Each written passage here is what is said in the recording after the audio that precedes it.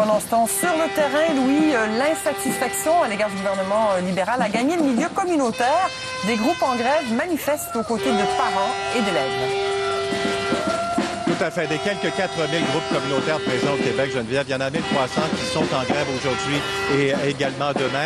Il y a des dizaines de manifestants qui ont manifesté bruyamment et qui le font d'ailleurs toujours devant notamment les bureaux de la candidate libérale Dominique Anglade, où je me trouve dans Saint-Henri-Sainte-Anne, également devant le bureau du ministre Sam Ahmad à Québec. Alors, des groupes communautaires en grève, c'est plutôt rare, mais comme ils le soulignent eux-mêmes, vaut mieux mettre la porte symboliquement, la clé dans la porte, symboliquement pendant 48 heures plutôt que de devoir fermer les portes de façon permanente. Ce sont des groupes communautaires qui œuvrent auprès des démunis, des aînés, des jeunes, des groupes de femmes, des groupes d'handicapés et qui sont à bout de souffle, disent-ils. Alors, je vous fais entendre quelques intervenants de domaines communautaires qui œuvrent notamment dans l'emploi, les centres jeunesse et également le logement social.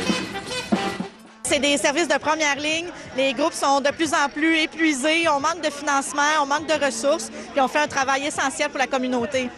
Mais surtout, ce qu'on voit, c'est la demande qui augmente à cause des coupures, par exemple, dans le logement social. Coupé de moitié au dernier budget, on a de plus en plus de demandes et de moins en moins de financement pour répondre à la demande. C'est sûr qu'ici, nos écoles sont assez maganées au niveau de l'éducation. Il y a eu énormément de pertes. Tantôt, tout ce qui est en persévérance scolaire, tout ce qui est en activité parascolaire, on se fait frapper de tous les côtés.